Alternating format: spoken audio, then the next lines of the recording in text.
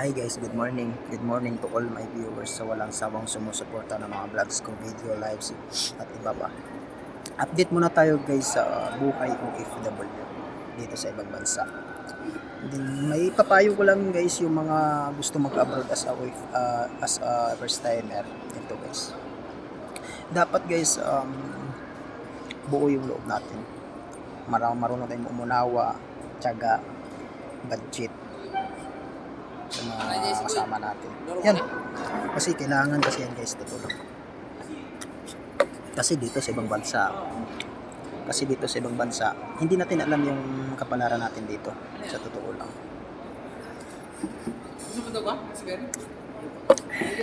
Ako nga guys, ex-abroad pero taga-adjust ako dito kasi alam natin yung mga ugali na mga kasama natin. Kailangan kasi yan yun guys. Ito guys, mga kasama guys. Oh guys, dito guys. Say hi. Ay! Tangina mo. Visit ka talaga. Lagi video to. Ito guys, ito yung mga kasama ko guys. Ito yung dining namin guys. Ito yung dining namin. Ayan. Ayan.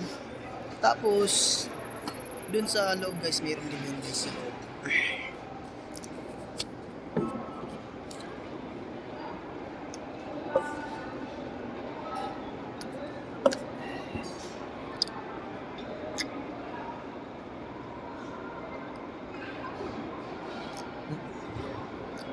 Kasi ngayon guys, sa totoo lang ngayon, Friday, grabe napaka-busy talaga.